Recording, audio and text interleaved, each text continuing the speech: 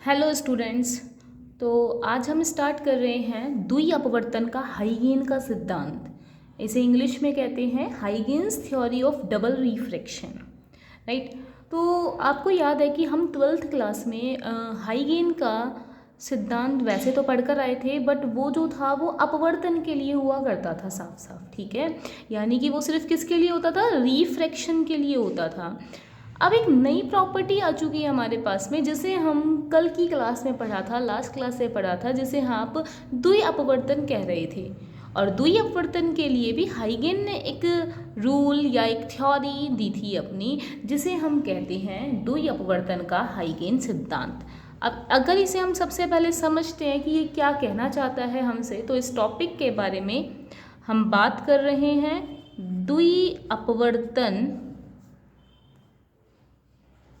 का हाइगेन, द्वि अपवर्तन का हाइगेन का सिद्धांत। क्लियर? यानी इंग्लिश में इसे हम कैसे बोलेंगे? हाइगेन्स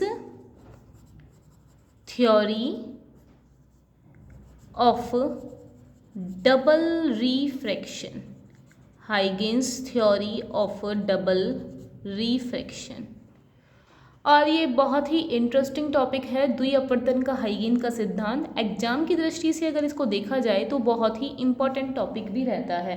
कई बार आपकी क्लासेस में सीधा सीधा क्वेश्चंस एक आ जाता है कि हाइगेन ने अपनी थ्योरी में डबल रिफ्लेक्शन के लिए क्या क्या सिद्धांत दिए थे, और इन्हीं सिद्धांत को हम दूसरे तरीके से पॉस्टुलेट्स भी कहते हैं। क्या बोलते हैं? पॉस्टुलेट्स हैं ये। किसके पॉस्टुलेट्स हैं ये? हाइगेन के। किस टॉपिक के ऊपर दी गई थी ये वाली अभिकल्पनाएं? ये अभिकल्पनाएं दी गई हैं द्वि अपवर्तन के लिए, डबल रिफ्रैक्शन के लिए दी गई हैं। क्लियर हो गई बात? तो देखिए, सबसे पहले हम इसको समझते हैं इस टॉपिक को, और फिर लास्ट में आपको एग्जाम्स में क्या लिख कर आना है उसके लिए आपको सीधा नोट्स हिंदी और इंग्लिश दोनों ही मीडियम में प्रोवाइड करा दिए जाते हैं, ठीक है। तो बच्चों, बाहर इस टाइम मौसम बहुत ही अच्छा हो रहा है, बारिश आ रही है और हम पढ़ रहे हैं इस टाइम। तो द्वि अपवर्तन ने अपने हाइगेन के सिद्धांत में पहला पॉइंट क्या दिया था वो समझते हैं। देखिए, आपको पता है कि कल की क्लास में आपने देखा, कोई जब भी एक क्रिस्टल लिया जाता है, ठीक है, क्रिस्टल जिसे इंग्लिश में भी हम क्या बोलते हैं? क्रिस्टल ही कहते हैं। अब ये जो क्रिस्टल है, अगर इस क्रिस्टल में, ये पहली बात तो कि एक स्पेशल क्रिस्टल होना चाहिए, एक विशिष्ट प्रकार का होना चाहिए। कल मैं बता चुकी थी लास्ट क्लास के अंदर कि ये क्रिस्टल या तो कैल्साइट का हो सकता है, क्वार्ट्ज का हो सकता है, किसी का भी हो सकता है। अब इस क्रिस्टल में जब एक प्रकाश की रे आती है, एक लाइट की रे आती है, और जो ये लाइट होती है अभी कैसी है? अनपोलराइज्ड लाइट है। और जब ये अध्रुवित प्रकाश जो होता है वो किसी भी क्रिस्टल पर आपतित होता है, तब हम जानते हैं कि ये दो भागों में विभक्त हो जाता था, दो पार्ट्स में डिवाइड हो जाता था। एक तो होता था जो तल के लंबवत, सॉरी ये मैंने वापस से डॉट बना दिए हैं, ये डॉट नहीं आएंगे, सिर्फ यहाँ पे ओनली सिंपल आएगा, ठीक है, रेज वाला। मतलब कि एक तो सिर्फ क्या आता था आपके पास में? डॉट वाली लाइंस आती थी, और एक आपकी आती थी एरो वाली लाइंस आती थी। क्लियर हो गई बात? मैं इसको अगेन बना देती हूँ कि मैं इसमें जो समझा रही हूँ वापस से देख लेते हैं कि एक जब क्रिस्टल पे कोई भी अनपोलराइज्ड लाइट आती है, अनपोलराइज्ड लाइट टू पार्ट्स में डिवाइड हो जाती है, और इस अनपोलराइज्ड लाइट के दो भाग, एक तो ये वाला पार्ट होता है और दूसरा वाला इसका ये वाला पार्ट होता था। क्लियर हो गई बच्चों? अब इसमें ये जो डॉट वाला है, इसे हम कहते थे कि ये तल के कैसा है? परपेंडिकुलर है, प्लेन के परपेंडिकुलर है, लंबवत है। और ये वाला जो पार्ट आता था वो तल के कैसा होता था? पैरेलल होता था। क्लियर हो गई? जिसमें से एक रेज को हम ओ रे कहते थे, ओ रेज यानी ऑर्डिनरी रेज, और दूसरी वाली रेज को हम ई रे कहते थे। ये वाली रेज क्या कहलाती थी? ई रेज, और ये वाली रेज कहलाती थी ओ रेज कहलाती थी। जिसमें ओ रेज जो हैं वो स्नेल के नियम को फॉलो करती थी, बट ई रेज स्नेल के नियम को फॉलो नहीं करती थी। क्लियर हुई थी ये वाली बात। तो बच्चों सेम इसकी जो अभिकल्पनाएं हैं किसकी है, हाइगेन ने अपनी फर्स्ट जो पोस्टुलेट था, फर्स्ट पोस्टुलेट में उसने यही कहा था कि जब भी कोई अध्रुवित प्रकाश, ठीक है, जब भी कोई अनपोलराइज्ड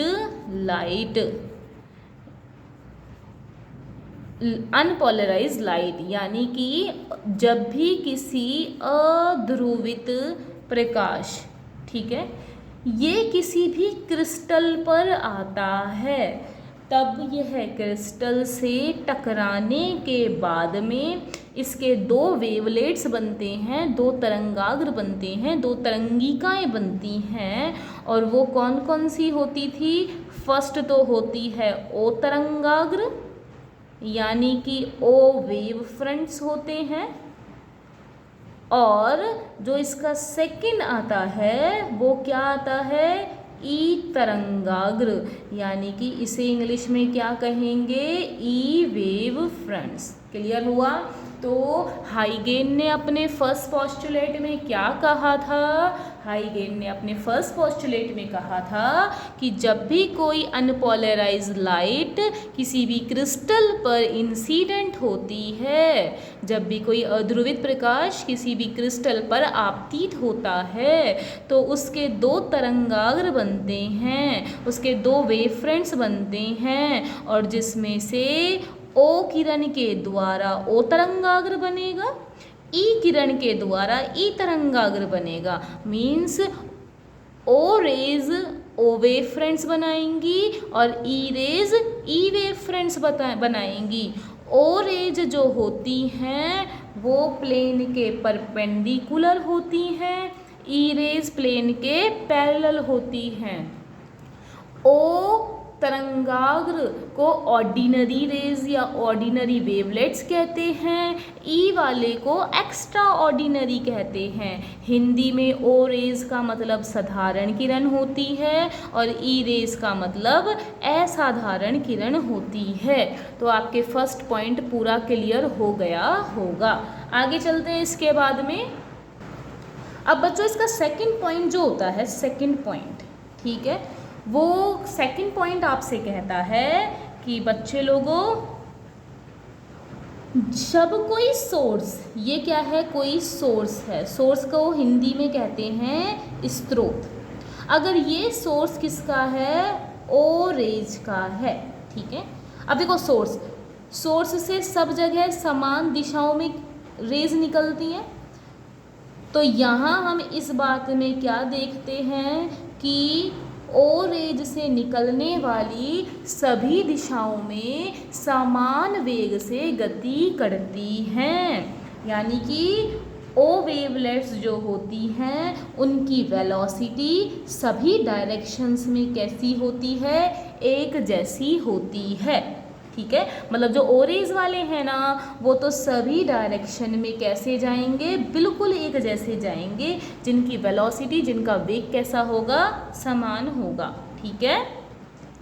लेकिन बच्चों जो ई रेज आती हैं ना, अभी अभी जो आपने पढ़ा था ना ई रेज वाली, ये जो पैरेलल होती हैं, ई रेज जिस सोर्स से निकलती हैं उस सोर्स से उनकी किसी की वेलोसिटी ज़्यादा तो कुछ कम, मतलब कि सभी दिशाओं में इनका जो वेग होता है, सभी डायरेक्शंस में इनकी जो वेलोसिटी होती है वो सेम नहीं होती है, वो समान नहीं होती है। क्लियर हो गई इसमें बात। तो सेकंड पॉइंट में हमने क्या कहा, सेकंड पॉइंट ने हमसे कहा ओ रेज से या ओ वेवलेट से जो भी रेज निकलती हैं वो सभी की सभी समान दिशाओं में समान वेग से गति करती हैं, वो सभी की सभी सारी डायरेक्शंस में बिल्कुल एक जैसी वेलोसिटी से जाती हैं, ठीक है। बट ई रेज के साथ ऐसा नहीं होता, ई रेज में सारी रेज जो होती हैं वो अलग अलग वेलोसिटी से जाती हैं। अब देखो यहीं से बिल्कुल एक बात पता चल गई हमको, क्या पता चली कि अब यहाँ से जब ये सभी किरणें बिल्कुल एक जैसी एक ही वेग से समान दिशाओं में निकलेंगी तो आपको पता चल गया होगा भैया ये गोल बनेंगी। तो हम क्या कहेंगे, ये तो बिल्कुल चारों तरफ से निकलेंगी, इक्वल चारों तरफ से जाएंगी, तो इन्हें हम कहेंगे ये होती हैं गोलीय रूप में। ठीक है, मतलब इंग्लिश में इसे क्या कहते हैं हम, ये किस फॉर्म में मिलेगी आपको, स्फेरिकल फॉर्म में। ठीक है, लेकिन बच्चों वहीं ये समान दिशाओं में, मतलब सभी दिशाओं के अंदर समान वेग से गति नहीं करती, और जब समान गति नहीं करेगी तो इसका जो तरंगाग्र है ना, इसका जो वेव फ्रंट है वो कैसा बनेगा, दीर्घवृत्ताकार जैसा बनेगा। और दीर्घवृत्ताकार को हम क्या कहते हैं, एलिप्सॉइड। क्लियर हो गई, तो इसका वेव फ्रंट कैसा बनेगा, दीर्घवृत्ताकार एलिप्सॉइड। तो हमने अभी अभी क्या पढ़ा, दो पोस्टुलेट पढ़े, और दो पोस्टुलेट में आपने क्या देखा कि पहला तो ओ और ई रेज अलग अलग कैसे करते हैं, और दूसरा पढ़ा हमने कि ओ रेज से निकलने वाली जो तरंगाग्र हैं वो गोलीय रूप में होंगी, ओ रेज से निकलने वाले जो भी वेव फ्रंट्स हैं वो किस शेप में होंगे, स्फेरिकल शेप में, और जो ई रेज से तरंगाग्र निकलेंगे वो किस शेप में होंगे, एलिप्सॉइड में होंगे, दीर्घवृत्ताकार में होंगे। तो चलिए अब हम इसके बाद में इसके डायग्राम को समझते हैं बच्चों। डायग्राम इसका हम कैसे समझेंगे, देखिए ये आपके पास में एक क्या है, ऑप्टिकल एक्सिस है। ठीक है, ऑप्टिकल एक्सिस, हिंदी में इसे हम कहते हैं प्रकाशिक अक्ष। ठीक है, सेम प्रकाशिक अक्ष मेरे पास में दूसरा है।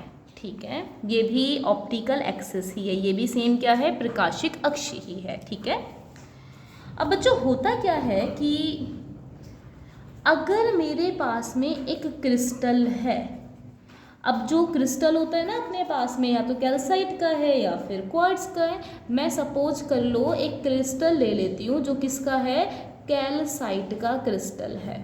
ठीक है, ये किसका क्रिस्टल है, कैल्साइट क्रिस्टल। अगर कैल्साइट क्रिस्टल में जब भी कोई रेज आती है, कौन सी रेज, अध्रुवित अनपोलराइज रेज आती हैं, तो वो दो भागों में बटेंगी, दो पार्ट्स में जाएंगी। एक तो आपके पास में आएगा वो ओ रे के कारण, और दूसरी आएगी ई रेज आएगी। सेम बच्चों में एक दूसरा क्रिस्टल मान रही हूँ, और इस क्रिस्टल को मैंने ले लिया, ये है क्वार्ट्ज का क्रिस्टल। ठीक है, अब सेम कहानी क्वार्ट्ज के क्रिस्टल में करते हैं। कौन सी वाली कहानी, कि हम एक अनपोलराइज लाइट इस पर भी भेजते हैं, तब पता है अपन क्या देखते हैं कि जो ओ और ई रेज है ना वो यहाँ पर अलग चीज़ को शो करती है, और ओ और ई रेज जो है वो कैल्साइट क्रिस्टल में अलग बात को शो करती है। ठीक है, और जिसकी वजह से इस वाले क्रिस्टल को हम क्या कहते हैं, नेगेटिव क्रिस्टल, यानी कि ऋणात्मक क्रिस्टल। ठीक है, और इस वाले को आप क्या कहेंगे, पॉजिटिव क्रिस्टल, यानी कि धनात्मक क्रिस्टल। अब मैडम इसको क्यों बोल रहे हैं हम नेगेटिव और पॉजिटिव क्रिस्टल के अकॉर्डिंग, इसलिए बोलते हैं क्योंकि इसमें ना जो ओ रेज, भैया आपको मैंने दो बात समझाई है, एक तो होती है ओ रेज और दूसरी होती है ई रेज। ठीक है, ओ तो हमेशा स्फेयर बनाएगी, तो बच्चों ये बना दिया मैंने ओ रेज। ये भाई आपको मैंने क्या कहा था कि किसी भी सोर्स से ये तो ओ रेज सब जगह एक जैसी जाएगी, तो नेगेटिव क्रिस्टल में ओ रेज ऐसी बनी है, और सेम ही पॉजिटिव क्रिस्टल में भी ओ रेज कैसी बनती है, बिल्कुल ऐसी ही बनती है, गोलाकार में। ठीक है, लेकिन ई रेज जो होती है ना, ई वाली रेज नेगेटिव क्रिस्टल के अंदर, उसमें वेलोसिटी ई रेज की ओ रेज के कंपेयर में ज़्यादा होती है, लेकिन पॉजिटिव क्रिस्टल के अंदर ई रेज की वेलोसिटी ओ रेज की वेलोसिटी से कैसी होती है, कम होती है। ठीक है, मतलब यहाँ तो आपकी एक्स्ट्रा ऑर्डिनरी वाली की वेलोसिटी ज़्यादा होगी, और यहाँ पर एक्स्ट्रा ऑर्डिनरी वाली की वेलोसिटी कैसी होगी, कम होगी। अब देखो यहाँ ज़्यादा है ना, ओ से ज़्यादा है वेलोसिटी। अब वेलोसिटी बच्चों जब ज़्यादा है तो सीधी सी बात है कि इसकी वेलोसिटी ज़्यादा है, तो फिर इसका डायग्राम ऐसे बन जाएगा। सेम यहाँ से ऐसे बन जाएगा। क्लियर हो गई बात। और यहाँ वेलोसिटी कैसी है, कम है ओ वाली से, तो ओ तो ये है, अब कम है तो भाई इसके अंदर हम क्या कहेंगे कि इसका ये वाला कम की वजह से वेलोसिटी कहाँ आ जाएगी, अंदर आ जाएगी।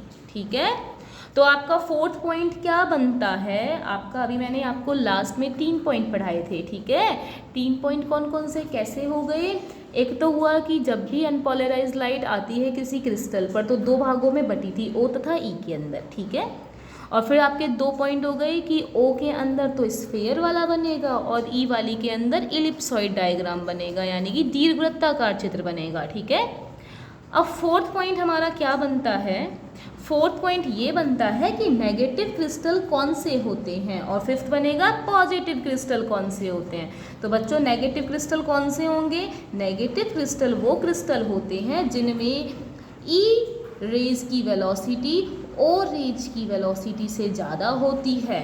और फिफ्थ पॉइंट बन गया पॉजिटिव क्रिस्टल, तो पॉजिटिव क्रिस्टल वो क्रिस्टल होते हैं जिसमें ओ रेज की वेलोसिटी ई रेज की वेलोसिटी से ज़्यादा होती हैं। ठीक है, तो यहाँ पर बच्चों गोलीय कौन सी हो गई, ये दोनों तो आपस में कैसी हो गई हैं, पिंक पिंक वाली जो है वो तो हो गई है गोलीय तरंगाग्र, हिंदी में गोलीय तरंगाग्र, और इंग्लिश में हम इसे क्या कहेंगे, स्फेरिकल वेवफ्रंट।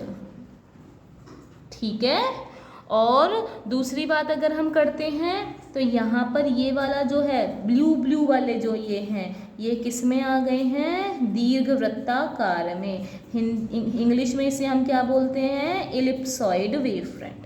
क्लियर हो गई कहानी। तो आपका नेक्स्ट जो फोर्थ और जो फिफ्थ पॉइंट बनेगा वो किसके लिए बनेगा, एक तो बनेगा वेलोसिटी ई की ज़्यादा, दूसरे में आएगी ई की कम है। ठीक है, चलते हैं आगे, हम चलते हैं हमारे फिफ्थ पॉइंट के पास में। ठीक है, तो अब आपके देखो नेक्स्ट जो पॉइंट बनेगा वो कौन सा होगा, आपका नेक्स्ट पॉइंट ये पॉइंट बनता है कि यहाँ ध्यान देंगे हम, मैंने इसे ऑप्टिकल एक्सिस कहा था। ठीक है, ऑप्टिकल एक्सिस में हमेशा ध्यान रखना है, इस ऑप्टिकल एक्सिस में वेलोसिटी चाहे ओ की हो चाहे वेलोसिटी ई की हो, वो दोनों ही कैसी होंगी, बराबर।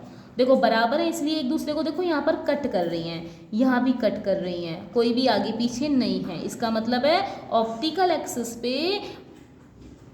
एक्सिस पे ई और ओ दोनों ही रेज की वेलोसिटी इक्वल होती है। सेम पॉजिटिव क्रिस्टल में भी बच्चों ऑप्टिकल एक्सिस पर ई और ओ वाले की वेलोसिटी कैसी होती है, equal, so they cut to each other. ठीक है, चलिए आगे चलते हैं। अब हमका जो लास्ट पॉइंट आएगा वो लास्ट पॉइंट ये आता है कि जो रेज आप क्रिस्टल पर डालते हैं ना, चाहे वो कैसी भी रेज होती है, ठीक है, जब वो रिफ्रैक्शन के बाद निकलती हैं, अपवर्तन के बाद बाहर आती हैं, तो वो ई और ओ रेज होती हैं, और जो ओ और ई रेज होती हैं दोनों ही प्लेन पोलराइज्ड होती हैं, यानी कि दोनों ही समतल तरंग कहलाती हैं, समतल ध्रुवित होती हैं, प्लेन पोलराइज्ड रेज होती हैं। क्लियर। तो बच्चों आज की क्लास में हमने अभी क्या देखा है, आज की क्लास में हमने पढ़ा है हाइगेन का सिद्धांत। किस चीज़ के लिए पढ़ा है, द्विअपवर्तन के लिए, यानी कि रिफ्रैक्टिव के लिए हम लोगों ने हाइगेन के रिलेशंस के बारे में समझने की कोशिश की है। ठीक है, अब हाइगेन के रिलेशन में आप लोगों को ये पॉइंट समझ में ही आ गए हैं कि पहला पॉइंट आपका इसमें क्या समझाना चाहता है कि किसी भी क्रिस्टल पे जब हम अनपोलराइज्ड लाइट डालते हैं तो वो दो भागों में बंटती हैं, 2 पार्ट्स में डिवाइड होती हैं। First is O and second is E. ठीक है, तो ओ और ई रेज। क्लियर हो गई ये वाली बात फर्स्ट पॉइंट का। सेकेंड पॉइंट कहता है कि जो ओ रेज होती है वो सभी डायरेक्शंस के अंदर सेम ही वेलोसिटी से बाहर जाती हैं, जिस वजह से वो कैसा शेप को ले लेती हैं, स्फेरिकल। और नेक्स्ट पॉइंट आपसे कहता है कि जो ई रेज यहाँ से बाहर आई थी, ई रेज सभी डायरेक्शंस मतलब डायरेक्शन में उसकी वेलोसिटी है वो एक जैसी नहीं होती, और एक जैसी वेलोसिटी नहीं होती है उस वजह से इसका शेप जो होता है, इसका जो आकार होता है वो दीर्घवृत्ताकार यानी कि एलिप्सॉइड होता है। और डायग्राम की बात करते हैं तो हमने इसमें कहा कि क्रिस्टल में अगर आप कोई एक फिक्स क्रिस्टल लेते हैं, लाइक अगर मैंने कैल्साइट क्रिस्टल लिया और एक लिया क्वार्ट्ज क्रिस्टल, तो मैं ये जो रिफ्रैक्टिव डबल रिफ्रैक्टिव वाला एक्सपेरिमेंट अगर कैल्साइट और क्वार्ट्ज क्रिस्टल पर अप्लाई करती हूँ तो हमने देखा कि कैल्साइट क्रिस्टल पर ई वाले की वेलोसिटी, ई रेज की वेलोसिटी एक्स्ट्राऑर्डिनरी की यानी कि असाधारण किरण की जो वेलोसिटी होती है वो ओस किरण से ज़्यादा होती है, साधारण वेव से ज़्यादा होती है। और वहीं ई वाले की वेलोसिटी ओ वाले से कैसी होती है, कम। किसके अंदर, पॉजिटिव क्रिस्टल के अंदर, ठीक है। और इसी वजह से स्टूडेंट्स इसके अंदर ई की वैल्यू ज़्यादा है और ओ वाले की कम है। यहाँ ई की वैल्यू कम है और ओ वाले की ज़्यादा है, ठीक है। लेकिन नेक्स्ट पॉइंट आपका बनेगा कि ऑप्टिकल एक्सिस पर, ऑप्टिकल यानी कि प्रकाशिक अक्ष पर हमेशा ही वी ओ वी ई के बराबर होगा। मतलब कि ऑप्टिकल एक्सिस के ऊपर ऑर्डिनरी और एक्स्ट्रा ऑर्डिनरी दोनों ही वेलोसिटी कैसी होती हैं, सेम होती हैं। क्लियर हो गई बात। तो आपका ये टॉपिक अभी हमने सिर्फ इसको समझा है। अब हमें इसको एग्ज़ाम में लिखना कैसे होता है, आपको इसके आगे इंग्लिश और हिंदी दोनों मीडियम में ही एग्ज़ाम में लिखने के बारे में बताया जा रहा है। तो देखिए, एग्ज़ाम में लिखने के लिए इसमें हमने सबसे पहले हेडिंग डाली है द्विअपवर्तन का हाइगेन का सिद्धांत, यानी कि इंग्लिश में ये बना Huygens theory of double refraction. Postulates, postulate को हिंदी में कहते हैं अभिकल्पनाएं। तो यहाँ लिखा हुआ है the main assumption of Huygens theory of double refraction are, यानी कि अभी हमने जो द्विअपवर्तन से प्रेक्षित परिणामों की व्याख्या करने के लिए हाइगेन ने निम्नलिखित अभिकल्पनाएं दी हैं। अब वो अभिकल्पनाएं कौन सी थी, तो फर्स्ट वाली आपको याद है, ई और ओ रेज का मतलब कि उसका बेसिकली पार्टिसिपेट होकर डिवाइड होना दो भागों में, ओ का अलग और ई का अलग, ठीक है। तो मैंने यहाँ पे लिखा हुआ है कि when a wavefront of monochromatic light strike the surface of double refracting crystal, every point of the crystal becomes source of two types of secondary wavelet, namely O and E wavelet, which gives two type of wavefront in the crystal. First is O wavefront with O rays and second is E wavefront, जो किसके द्वारा बनती है, E rays के द्वारा। तो यहाँ पे वही समझाया जा रहा है कि जब भी किसी भी क्रिस्टल पर कोई भी मोनोक्रोमैटिक लाइट जो होती है वो आती है, एक वर्णी प्रकाश जब भी किसी क्रिस्टल पर आता है तो उससे टकराने के बाद में वो दो टाइप्स के द्वितीयक तरंगाग्र में बढ़ जाता है, सेकेंडरी वेवलेट में चेंज हो जाता है, जिसके जो सेकेंडरी वेवलेट हैं first is O and other is E wavelet. Clear हो गई ये वाली बात। तो अभी इसी चीज़ को हम हिंदी के लिए कैसा लिखेंगे, तो हिंदी में ये बना कि जब अध्रुवित प्रकाश किरण का तरंगाग्र क्रिस्टल के द्विअपवर्ती पृष्ठ पर आपतित होता है तो पृष्ठ का प्रत्येक बिंदु दो तरंगिकाओं का स्रोत बन जाता है, जो कि ओ तथा ई तरंगिकाएं होती हैं। अतः यह दो प्रकार के तरंगाग्र क्रिस्टल में पाए जाते हैं, फर्स्ट इज ओ तरंगाग्र एंड अदर इज ई तरंगाग्र। यानी कि जब भी कोई अनपोलराइज लाइट का रेज जो है वो किसी भी रिफ्रैक्टिंग सरफेस पर इंसिडेंट होता है, आता है, तो उससे दो वेवफ्रंट्स मिलते हैं, first is O wavefront and other is E wavefront. Clear. O wavefront जो है वो ओ रेज से बनता है और ई वेवफ्रंट जो है वो ई रेज से बनता है। क्लियर। नेक्स्ट इसका चलता है मेरे पास में second point, and second point में आपको मैंने बताया था कि जो ओ रेज है वो सभी डायरेक्शन में एक जैसी होती है और ई रेज जो है वो सभी दिशाओं में असमान होती है। इसका सभी दिशाओं में समान होना ही गोलीय रूप कहलाता है और इसका असमान होना ही दीर्घवृत्ताकार रूप होता है। The velocity of O wavelets is same in all directions, so the shape of O wavefronts is always spherical. Clear? The velocity of E wavelet is different in different directions, so the shape of E wavefront is always ellipsoid. तो ये आपके mind में clear होना चाहिए कि ellipsoid कौन होता है और स्फेरिकल में कौन होता है। हिंदी में हम इसे लिखेंगे क्रिस्टल में ओ किरण का प्रकाश सभी दिशाओं में समान रहता है, अतः इसका तरंगांक गोलीय रूप में प्राप्त होता है। और थर्ड पॉइंट में हिंदी में लिखेंगे ई किरण का वेग सभी दिशाओं में असमान रहता है अतः क्रिस्टल में इसका तरंगाग्र दीर्घवृत्ताकार रूप में होता है। अब बच्चों ये वाली बात समझने के लिए हम यहाँ देखेंगे कि इसका जो डायग्राम था वो समझना है।